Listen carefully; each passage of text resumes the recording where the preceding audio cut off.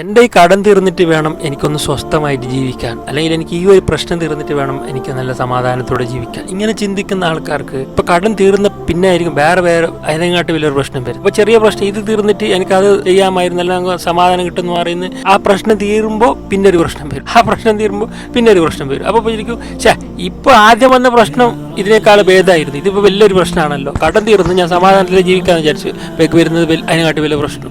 അപ്പൊ ഈ പ്രശ്നങ്ങൾ എന്ന് പറയുന്നത് നമ്മുടെ ജീവിതത്തിൽ ഒരിക്കലും തീരില്ല. മരണം കൊണ്ടു കബറിൽ വെക്കുന്നതുവരെ പ്രശ്നങ്ങൾ വന്നുകൊണ്ടേയിരിക്കും. സമാധാനത്തോടെ സ്വസ്ഥതയോടെ ജീവിക്കാന്ന് പറഞ്ഞാൽ അത് നടക്കുന്ന കാര്യമല്ല. ഇത് പറയുന്നത് സത്യവിശ്വാസികളോടാണ്, അള്ളാഹുവിൽ വിശ്വസിക്കുന്ന ആൾക്കാരോട്. വിശ്വാസം സ്ട്രോങ് ആവുന്നതനുസരിച്ചിട്ട് പ്രശ്നങ്ങൾ അള്ളാഹു തന്നുകൊണ്ടേയിരിക്കും. അള്ളാഹുവിന്റെ സ്നേഹത്തിന്റെ അടയാളം പ്രശ്നങ്ങൾ തരിക എന്നുള്ളതാണ്. കാരണം ഈ പ്രശ്നങ്ങൾ വരുമ്പോൾ നമ്മളെ ഒരു അഡ്വാൻറ്റേജ് എന്ന് പറഞ്ഞാൽ നമ്മളെ ഹിദായത്ത്, നമ്മളുടെ ഈമാൻ അത് സ്ട്രോങ് ആവുന്നുണ്ട്. അതിന് സ്ട്രോങ് ആവാൻ ഏറ്റവും നല്ല മരുന്നാണ് പ്രശ്നങ്ങളെ നേരിടുക എന്നുള്ളത്. അതിന് ക്ഷമിക്കുമ്പോൾ നമുക്ക് അള്ളാഹുവിനെ മനസ്സിലാക്കാനും